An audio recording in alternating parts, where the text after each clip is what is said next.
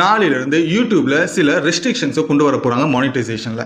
So மானிட்டைசேஷன்ஸ் அப்படின்றது பார்க்கும்போது இந்த ரெஸ்ட்ரிக்ஷன் கண்டிப்பா நம்மளோட ரெவென்யூ மாடலில் அஃபெக்ட் பண்ணுமா அப்படின்னு கேட்டிங்கன்னா ஆப்வியஸ்லி ரெவென்யூ மாடலில் தான் சில சேஞ்சஸை கொண்டு வந்திருக்காங்க. அது நாளிலிருந்து அப்லோட் செய்யப்பட போகுது இந்த ஒரு ரெஸ்ட்ரிக்ஷன்ஸ்.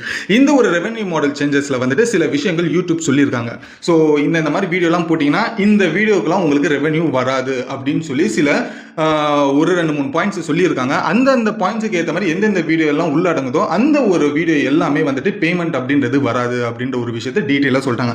அப்படி என்னென்ன வீடியோக்கெல்லாம் வந்துட்டு பேமெண்ட் வராது அப்படின்றது நமக்கு ஒரு கேள்வி இருக்கும். ஸோ அந்த ஒரு கேள்விக்கான பதில தான் இந்த ஒரு வீடியோவில் பார்க்க போகிறோம். ஸோ ஆல்மோஸ்ட் பார்த்தீங்கன்னா ஒரு 3-4 டைப் ஆஃப் கண்டென்ட்ஸ் இருக்கு. அந்த ஒரு கண்டென்ட் பேசிஸில் நம்ம வீடியோ போடுறோம் அப்படின்றப்போ இதுக்கு அப்புறமா நமக்கு அந்த மாதிரி ஒரு வீடியோல இருந்து பேமெண்ட்ஸ் வராது அப்படின்றது தெளிவாக தெரிஞ்சுக்கங்க. இந்த ஒரு ரூல்ஸ் எப்போ அப்ளை ஆகப்படுதுன்னா ஆப்வியஸ்லி நீங்கள் சோஷியல் மீடியாவில் பார்த்துருப்பீங்க. ஜூலை 15க்கு அப்புறமா இந்த ரெவென்யூ மாடலில் சில சேஞ்சஸ் ஏற்படும் அப்படின்ற ஒரு